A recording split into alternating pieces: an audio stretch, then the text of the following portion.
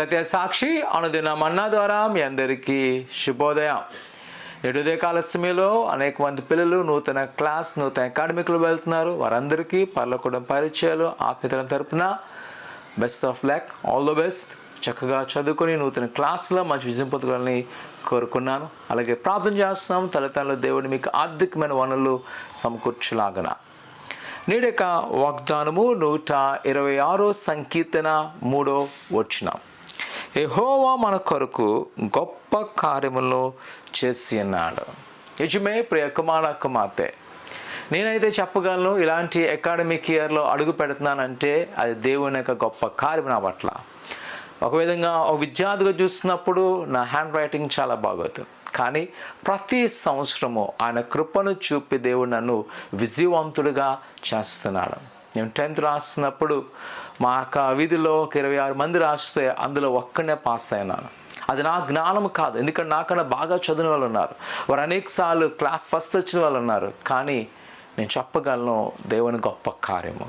ఈరోజు ప్రియ కుమార్తె, నువ్వు భయపడక, ఆందోళన చెందక. ఈ నూతన అకాడమీ ప్రారంభిస్తుంది. నువ్వు అయ్యో నాకు మంచి స్కూల్లో జాయిన్ అవ్వలేదు, లేదా నాకు మంచి టీచర్స్ లేరు, లేకపోతే నా దగ్గర మంచి డబ్బు లేదు, లేకపోతే నేను మంచి కాలేజీలో జాయిన్ అవ్వలేదు, లేదా నేను అనుకునే విధంగా లేను అనుకున్నామో, అవన్నీ పక్కన పెట్టే ఇదిగో ఒక్కసారి దేవుని జ్ఞాపకం చేసుకో. ఆయన గొప్ప కార్యం చేయగల సమర్థుడు. ఈరోజు ఒకవేళ నువ్వు అల్పంగా ఉన్నావేమో, అసాధ్యంగా ఉన్నావేమో, నీకన్నా స్టూడెంట్స్ అందరూ కూడా బెస్ట్ కాలేజీలో ఉన్నారేమో, కానీ నువ్వు లేవు, అలాగ లేవనుకోక. ఇదిగో ప్రియ కుమార్తె, ఆయన మనతో ఉన్నాడు. నీ జీవితాన్ని ఆయన మార్చే దేవుడు. ఈరోజు నేను చూడగలను, గవర్నమెంట్ స్కూల్లో చదువుకొని ఎటువంటి యొక్క అర్హత లేదు. ఈరోజు నేను ఏమై ఉన్నానో అది కేవలము దేవుని యొక్క కృప, ఆయన కార్యములు. ఈరోజు దేవుడు నీ పట్ల కూడా ఆ గొప్ప కార్యం చేయాలని. విద్యార్థులారా భయపడద్దు. నీ ప్రతిరోజు దేవునికి అప్పగించి ప్రార్థన చేసి వాక్యం చదివి బయలుదేరు. దేవుడు గొప్ప విజయం దయచేయను గాక. ప్రార్థన చేసుకుందాం. పరిశుద్ధులైన దేవా, నీకు ఉన్నారు. ఇదిగో నేనా నీ కుమార్తె బిడ్డలేని వారిని జ్ఞాపకం చేసుకొని నీకు నూతన అకాడమీ ప్రారంభిస్తుండగా నీ జ్ఞానముతో నింపండి.